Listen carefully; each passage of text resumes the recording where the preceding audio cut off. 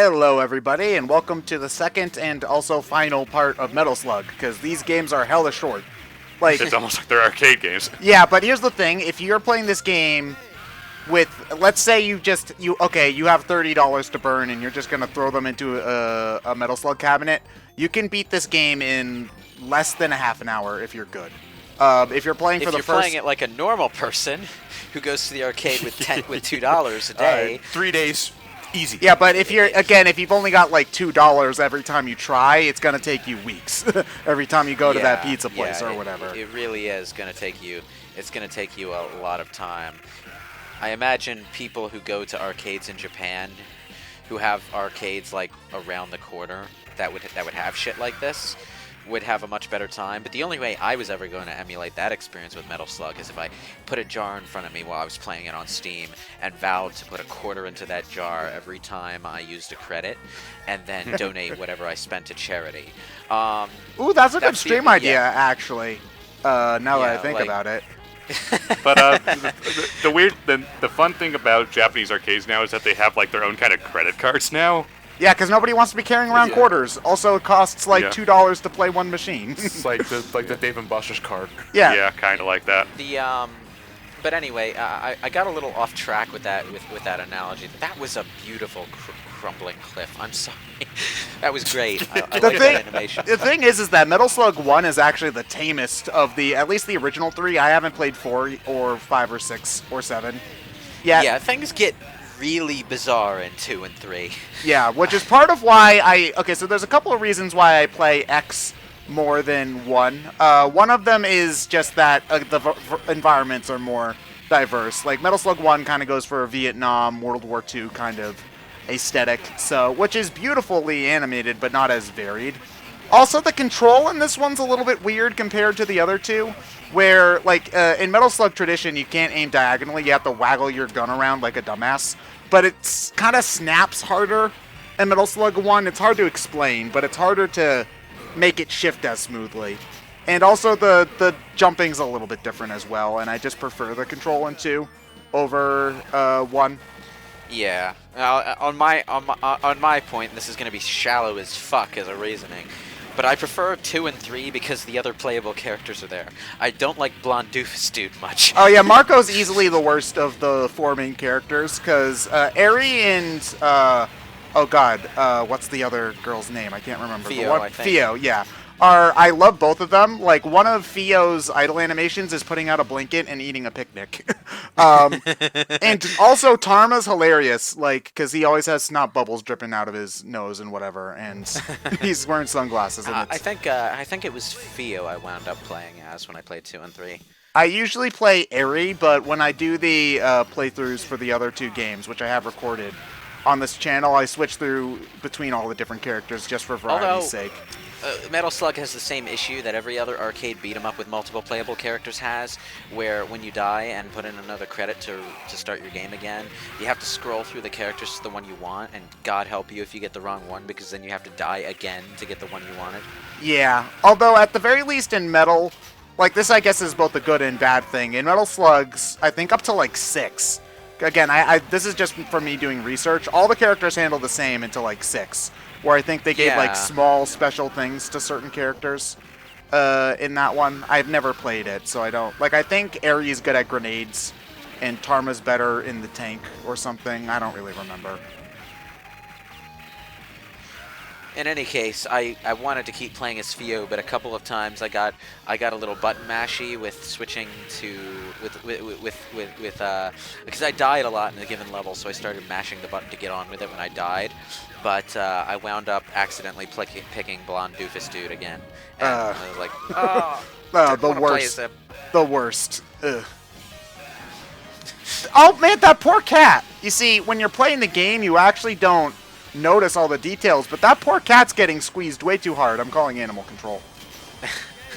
I think he was just scared of the battle. Still, though, again, whoever does the sprite work at SNK needs to be... Because, like, it's like, to the stupid stuff like the flies around the lampposts and stuff like that, like... Yeah. Did these guys get paid enough? Because I'm pretty sure they didn't.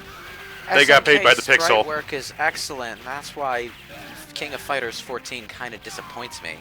I mean, That it's game like, went 3D, I'm guessing. Yeah, it went 3D. Also, it went bad 3D at first. They had to patch in some graphics improvements. But the thing is, like, there's no visual identity to it anymore. It's just kind of generic anime 3D character designs. And, like, it's even more egregious with the female characters because, like, they all used to have sort of a unique identity to them. Now they're just kind of Soul Calibur boobs all over the place. It's okay. But, I guess... Have they gone back to sprites, or are they still models? Well, I don't know. They haven't had time to do more than 14 yet. 14 is still the current one. 14's the current game? Okay. Yeah. It's got a large roster, so you know, it's a good fighting game, mechanically and in terms of how many characters you have to choose from. But it also has an arcade mode, which is more than I can say for Street Fighter when it came out. But Dragon Ball FighterZ had a arcade mode coming right out. yeah, the Dragon Ball game was more content dense than the Street Fighter game. That's kind of sad. But, to be fair, it's not hard. Apparently, it's not very hard to make fun of Street Fighter V either. No. Street Fighter V is just getting to the point where it feels like it should have been launched in this current state. I agree. It is, but I guess I just really, I really can't get past how cynical I feel about King of Fighters 14 after the visual beauty of 13. But that kind of sprite work is the kind of hyper-expensive sprite work that makes indie developers run in terror. So... Yeah, it's like you want to see this kind of fidelity, but at the same time you realize... That costs a lot of money and time. It costs so much money and time. Yeah, because we've come to the point where, ironically enough, it's possibly more expensive to do sprite work than it is to do models. Because 3D models are very... Well, not models, but the engines, you can outsource a Unity engine or whatever, and it's not as expensive. It depends on the quality of the sprite work you're talking about. I think Yeah. you could get away with doing Arc System Works quality sprite work and not have it be more expensive than 3D models. But for King of Fighters Also, 13, technology has evolved since the mid-90s, and with that, there are certain aspects you can use to take shortcuts here and there. I don't encourage that. You know, if you really want to put some time and dedication and passion to it, then you go and do what you got to do to make it look beautiful. yeah. But, you know, it's still, at the end of the day, extremely time-consuming. Well, here's the thing. I kind of expect, and I was this was something I was about to allude to at the end of the last part, is that we've come kind of to the point where I don't think that if we were to see another Metal Slug, that it would look like this. I think that it would look something more like DuckTales Remastered or Shantae Half Genie Hero. Why are you... I'm sorry. You okay? The thought of a Metal Slug game looking like that makes me physically ill, and I'm not even that big of an SNK fan. It's just wrong. I don't know. I think the if it looked like an actually animated cartoon, I think that would be, like, if it had Rayman Origins it looked like quality... an actual animated cartoon, but that's the thing. DuckTales Remastered and Shantae Half Genie Hero only look like that as far as the characters themselves go. The backgrounds, which I should mention are like 80% of what makes Metal Slug so visually appealing, are the blandest pieces of shit in those games. I'm sorry. I guess they are. Rayman Origins or Rayman Legends is probably a better Rayman Origins comparison. would be a better comparison, yes. Yeah, that's a better comparison. Yeah. Sorry. Much better comparison. That's okay. But now that we know what triggers Lewis to gag, I guess we can just say DuckTales Remastered anytime we want. Just to get him to shove about a tangent. Oh, man. The sprite work on this Gatling gun. You see it from every angle, the way you should. You know how many shortcuts another game would have taken turning that Gatling gun around? Well, they probably wouldn't give it so many angles. They wouldn't have given the Gatling gun so many angles. They would have just had sort of you holding it directly upward the same way you're holding your assault rifle or something. They would have rotated its side angle is what they would have done. They might have done like Game Boy Advance or Mode 7 angling where it just skews the sprite somewhat. That's what Metal Slug is, sprite porn. It's fucking sprite porn. Ah, yeah, baby. Show me all those pixels. Oh, full rendering. Oh, man. All those frames. Oh, man. I should ask that though, Ted. But do you prefer pixel art as opposed to like what, say, Shantae Hatchin Hero does? It depend. I'm gonna give the cop-out answer and says it depends on the art style the game is going for. Because you see, the idea of actually playing a cartoon in the way that Rayman Origins does is outstanding. But at the same time, I think if they did make another Metal Slug, it might look weird if it didn't look like it was made of sprites. You know, like you couldn't count the pixels in certain places. You know, because that's part of what makes the detail so noteworthy is that yes, this is all pixels, you know. So yeah, I'm not sure. At the same time, though, I think that if they did make another Metal Slug game, they at the very least need to redraw some of the sprites because they have been using the same sprites since 1997. So, give it the Sonic Mania treatment, is what you're saying. Sure. No. Clearly, we need to keep using the same Morrigan sprite from Darkstalker. God damn it, Capcom! that irritates me. Like, even in the crossover game, she has the same sprite. They redraw everybody else, too, is the thing. Ryu gets redrawn every time, but not Morrigan, no. And you know, the thing is, I really like Morrigan as a character. She's my favorite Darkstalkers character to play as, which is kind of lame of me, because she's probably the most boring Darkstalkers character to play as. But you know, that's just where I went and what I got used to. And what the fuck is that monkey? Was that fish was sucking that monkey's dick? What the fuck was that? Okay, it literally is sprite porn. All right. Yeah. Okay, so There you go. I was on the Morrigan tangent. Okay, Morrigan has had the same sprite since Darkstalkers 1, even in the sequels where other characters got better sprites, and even in the crossover games where there were like infinitely better sprites for every character from every other game. I don't understand what the logic was. Does anyone in the comments know why that was? Capcom is cheap. Why were you keeping a monkey in your... He had a monkey in his underpants. Monkey bone. This one funky Hey, monkey. sometimes they hand you literal shit out of their underwear. So, you know, It's worth points. it's worth 10 points, all Yeah, right? but monkey bone.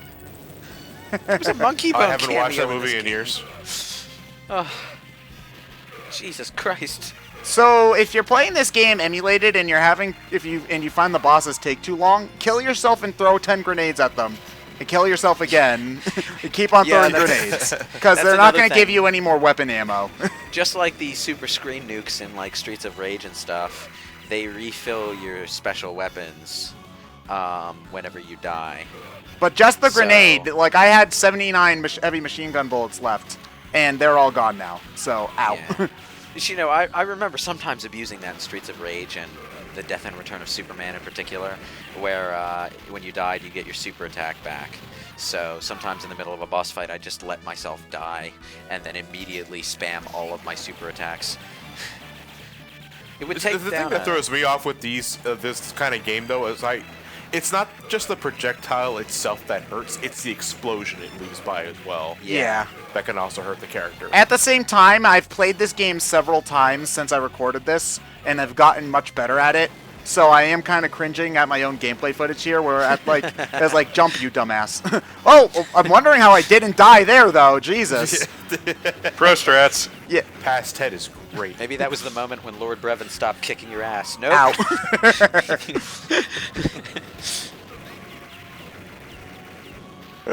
Man, even the missiles have like every conceivable angle you'd expect from a 3D model. Just And sprited. they change in size for depth perception purposes. That's... Wow. I'm sorry, but this is art. Yeah, it's a good thing we don't have a webcam. Hashtag games That's are a- art. That's a boner I don't want to see. Come on, get down. Ah! Up, only 2 credits left. Yeah, so that's Zero always count. so. Again, this is not the kind of game that would be 25 cents a play. It would probably be like 50 cents or $1. But I throw in 20 credits every time I start a playthrough because that's $5. And I'm thinking, okay, can I dead. beat the game on $5? And the answer Ted is is dead. usually no. I was very angry. All right. Also, he survived that, but for the record, you see like all of his bones break and blood explode from his body, but he's not dead. He's only mostly dead. Yeah, mission all over. Over. So this This story is happy end. So yeah, you can see all of my stats and my score, which is most likely very easy to beat. I was not very doing ass. fortunate. I was very fortunate to have a first name that could be written in its short form in a three-letter high score board. Yeah. You didn't put 10. ASS. What would you put if you got a high score? Ass. No, not you, Ryan. I know what you would put in there. But if Lewis, if you had to put something in for a three-letter high score, what would you L-E-W, put? Lou. It's L-E-W? Yeah. For some reason, my first memory card, though, I think it was given to me by maybe my stepfather. He wrote the short version of the wrong version of Lewis because he thought that was L-O-U? how it should be spelled. That's not my name.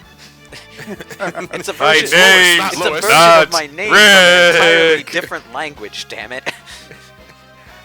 It's Lois, you idiot, not Lewis. I'm proud of my name. It means famous warrior, which is not what I am, but it sounds cool. Oh, okay. Now you got me curious as to what my name means. John. It means John. It means toilet. It means toilet. Yeah. Yep. Oh, wait, hold on. It means a toilet or a prostitute's client.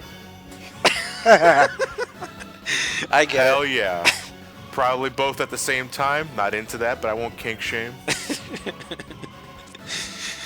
So man, this is the most dynamic paper airplane ever to travel literally halfway across the entire world and then into space. Ada Wong's is still more what the fuck. This one goes into space and talks to Martians, dude. So that's what pretty you're out saying is this is one of the paper airplanes from the Ministry of Magic.